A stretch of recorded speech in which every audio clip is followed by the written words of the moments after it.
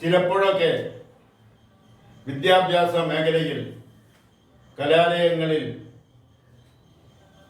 അരങ്ങേറുന്ന സംസ്കാരശൂന്യവും വികൃതവും വികലവും ക്രൂരവുമായ ഒരു പ്രവൃത്തിയുടെ പേരാണ് റാഗിങ്. അതിപ്പോൾ സ്കൂൾ തലത്തിലേക്ക് കൂടി കടന്നു വന്നിരിക്കുന്നു. കഴിഞ്ഞ ദിവസം കോട്ടയത്തെ ഒരു ഗവൺമെന്റ് നഴ്സിംഗ് കോളേജിലെ ഹോസ്റ്റലിൽ നടന്ന റാഗിങ് അതിക്രൂരവും പൈശാചികവും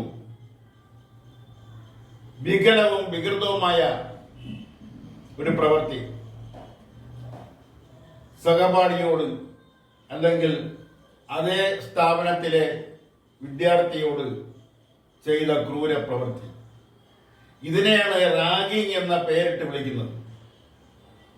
പലപ്പോഴും കേരളത്തിന്റെ പല വിദ്യാലയങ്ങളിലും പ്രത്യേകിച്ചും പ്രൊഫഷണൽ കോളേജ് മേഖലകളിൽ കടന്നു വരുന്ന ഒരു വൈറസാണ് ഈ റാഗിങ്. അത് അതേ സ്ഥാപനത്തിലെ വിദ്യാർത്ഥികളുടെ മേൽ പ്രയോഗിക്കുന്നതാവട്ടെ മനുഷ്യത്വവും കാരുണ്യവും നഷ്ടപ്പെട്ട് ക്രിമിനൽ സ്വഭാവമുള്ള ഒരു ചെറു വിഭാഗം വിദ്യാർത്ഥികൾ, കൗമാരം പൂർണ്ണമായും വിട്ടുമാറിയിട്ടില്ലാത്ത ഒരു ചെറിയ വിഭാഗം അല്ലെങ്കിൽ ഏതാനും വിദ്യാർത്ഥികൾ ഒരു റാഗിങ് നടക്കുമ്പോൾ അതിനെതിരെ നടക്കുന്ന പത്രപ്രസ്താവനകൾ, പ്രചരണങ്ങൾ, ബോധവൽക്കരണങ്ങൾ അതൊക്കെ നടക്കാറുണ്ട്. പൂർവാധികം ഭംഗിയായി തന്നെ അതെല്ലാം നടക്കാറുണ്ട്. അത് റാഗിങ്ങിന്റെ കാര്യത്തിൽ ആ വൃത്തികെട്ട പ്രവൃത്തിയുടെ കാര്യത്തിൽ എന്തെങ്കിലും പരിഹാരം ഉണ്ടായിട്ടുണ്ടോ എന്ന് ചോദിച്ചാൽ ഇല്ല എന്നാണ് ഉത്തരം. പലപ്പോഴും ഇത്തരം വിദ്യാർത്ഥികളെ റാഗിങ് നടത്തുന്ന വിദ്യാർത്ഥികളുടെ ക്രൂര പ്രവർത്തികൾ അത് അവരെ പഠിപ്പിക്കുന്ന അധ്യാപകർക്ക് പോലും അവരെ ഭയമാണെന്ന് പറയുമ്പോൾ അവർ എന്തുമാത്രം ക്രിമിനൽ സ്വഭാവം അവരിൽ കുടിയേറിയിരിക്കുന്നു എന്നുള്ളത് വളരെ വ്യക്തമാണ്. കഴിഞ്ഞ വർഷം വയനാടിലെ വെറ്ററിനറി സർവകലാശാലയിൽ നടന്ന ഒരു റാഗിങ്, ആ റാഗിങ്ങിന്റെ സഹിക്കാവുന്നതിലും അപ്പുറമായപ്പോൾ ആ റാഗിങ്ങിന് വിധേയനായ വിദ്യാർത്ഥി, സിദ്ധാർത്ഥ് എന്ന പേരുള്ള വിദ്യാർത്ഥി ആത്മഹത്യ ചെയ്തു. അതുമായി ബന്ധപ്പെട്ട ചില വിദ്യാർത്ഥികളെ സസ്പെൻഡ് ചെയ്യുകയും ചിലരുടെ പേരിൽ ക്രിമിനൽ കുറ്റം ചുമത്തുകയും നിയമ നടപടി സ്വീകരിക്കുകയും ചെയ്തു. എന്നിട്ടും ഈ റാഗിങ് എന്ന് പറയുന്ന ദുഷ്ടപ്രവൃത്തിയുടെ പ്രവൃത്തി അവസാനിപ്പിക്കുന്നില്ല. ക്രിമിനൽ പശ്ചാത്തലത്തിൽ നിന്നും വരുന്ന ചില കുട്ടികൾ, ആ കുട്ടികളുടെ ക്രിമിനൽ പശ്ചാത്തലം പരിശോധിക്കാതെ അവർക്ക് അഡ്മിഷൻ കൊടുക്കുകയും അവരെ സാധാരണ കുടുംബങ്ങളിൽ നിന്ന് വരുന്ന വിദ്യാർത്ഥികളെ കാണുന്നത് പോലെ കാണുകയും ആ നിലയിൽ അവരെ വിലയിരുത്തുകയും ചെയ്യുന്നത് കൊണ്ടാവാം ഒരുപക്ഷെ ഈ റാഗിങ് വീണ്ടും കലാലയങ്ങളിൽ വിദ്യാഭ്യാസ മേഖലയിൽ കടന്നു വന്നുകൊണ്ടിരിക്കുന്നത്.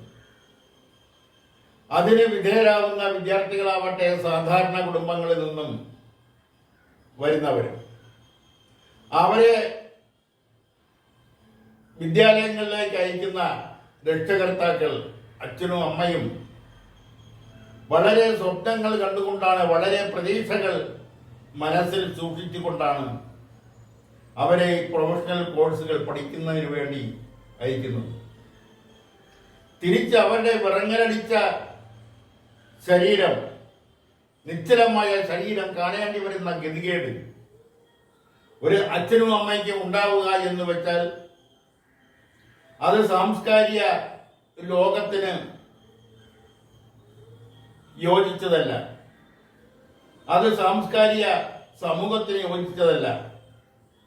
നിരവധി രാഷ്ട്രീയ പ്രസ്ഥാനങ്ങൾ പ്രവർത്തിക്കുന്ന പൊതു സംഘടനകൾ പ്രവർത്തിക്കുന്ന ഒരു നാടിനെ സംബന്ധിച്ചിടത്തോളം ഇത്തരം സംസ്കാര ശൂന്യമായ പ്രവൃത്തി എന്നേ വേരർത്ത് വിടേണ്ടതായിരുന്നു.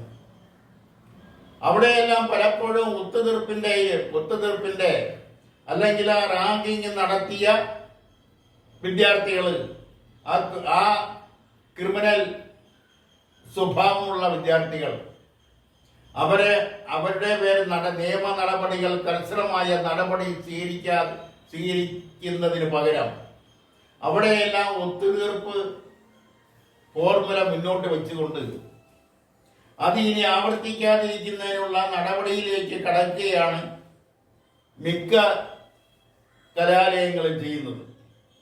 പ്രത്യേകിച്ചും മാനേജ്മെന്റ് വിദ്യാഭ്യാസ സ്ഥാപനങ്ങളിൽ നിരവധി പരാതികൾ ഈ അടുത്ത കാലത്ത് തന്നെ പല മാനേജ്മെന്റ്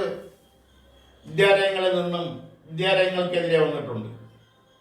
അപ്പോഴെല്ലാം അവിടെയെല്ലാം ഒത്തുതീർപ്പ് ആണ് ശ്രമിക്കാറുള്ളത്. ഇപ്പോൾ പല വിദ്യാലയങ്ങൾക്കും ഫിറ്റ്നസ് സർട്ടിഫിക്കറ്റ് ഇല്ലാതെയാണ് വിദ്യാർത്ഥികൾക്ക് അഡ്മിഷൻ കൊടുത്തതെന്നും അവിടെ പഠിപ്പിക്കുന്നതെന്നും അതുപോലെ തന്നെ അവിടുത്തെ അവരുടെ വിദ്യാഭ്യാസ നിലവാരം, സ്വഭാവ നിലവാരം, അതുപോലുള്ള മറ്റ് കാര്യങ്ങളെക്കുറിച്ച് ഒന്നും തന്നെയും മാനേജ്മെന്റിന് പ്രത്യേകിച്ച് വിവരമൊന്നും ഉണ്ടാവണമെന്നില്ല. പണ്ടത്തെ പോലെ അധ്യാപകരും വിദ്യാർത്ഥികളും തമ്മിലുള്ള ഒരു ബന്ധം, ഗുരുശിക്ഷ ബന്ധം, അത് എന്നോ എവിടെയോ പോയി മണഞ്ഞു കഴിഞ്ഞു. അതിന് ഉത്തരവാദികൾ അധ്യാപകരും രക്ഷകർത്താക്കളും അവരെ ചുറ്റിപ്പറ്റി നിൽക്കുന്ന സമൂഹവും നാടുമാണ്. ഒരു റാഗിങ് നടക്കുമ്പോൾ ആ റാഗിങ് നടക്കാനുണ്ടായ സാഹചര്യങ്ങളെ കുറിച്ച് പഠിക്കുകയും വിലയിരുത്തുകയും ആ റാഗിങ് നടത്തിയവരുടെ പശ്ചാത്തലം, അവർ ഏത് സാഹചര്യത്തിലാണ് വിദ്യാലയത്തിലേക്ക് വരുന്നത്, അവരുടെ കുടുംബപരമായി അവരുടെ പശ്ചാത്തലം, അവർക്ക് ക്രിമിനൽ പശ്ചാത്തലമുണ്ടോ,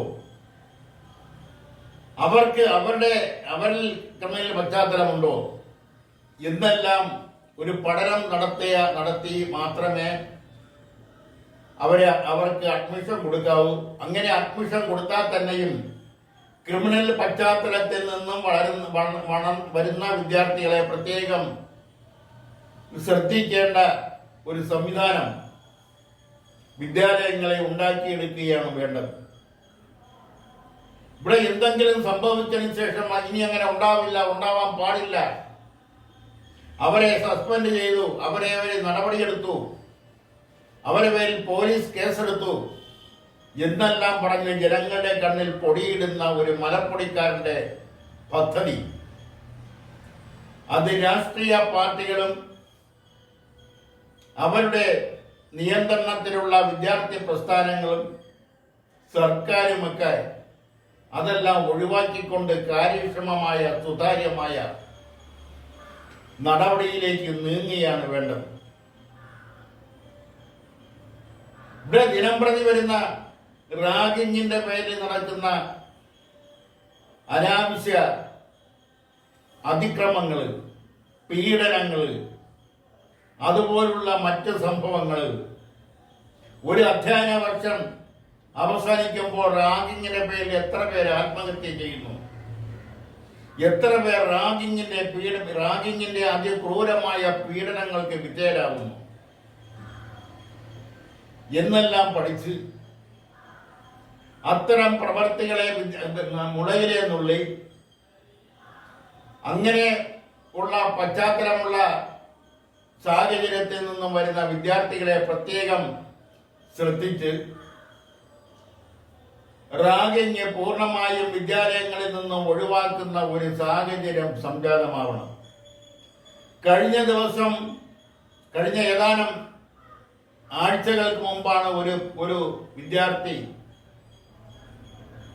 ഒരു +1 +2 പഠിക്കുന്ന വിദ്യാർത്ഥി ഒരു പ്രിൻസിപ്പലിനെ പുറത്തിറങ്ങിയാൽ തട്ടിക്കളയുമെന്ന് പറഞ്ഞു. ആ വിദ്യാലയത്തിൽ മൊബൈൽ നിരോധിച്ചിരിക്കുകയാണ്.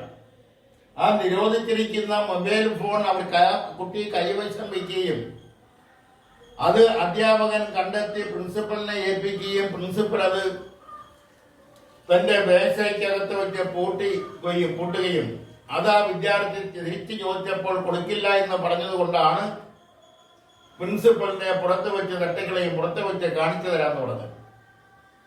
അവിടെ ആ കുട്ടിയെ സ്നേഹപൂർവം കൂടെ ചേർത്ത് നിർത്തണമെന്ന് വാദിച്ചവരാണ് ഇവിടുത്തെ പ്രമുഖ മാധ്യമങ്ങളും മാധ്യമ പ്രവർത്തകരും എഴുത്തുകാരും അതുപോലുള്ള വിദ്യാഭ്യാസ മേഖലകളിൽ പൊതുരംഗത്ത് രാഷ്ട്രീയ മേഖലകളിലൊക്കെ പ്രവർത്തിക്കുന്നവർ.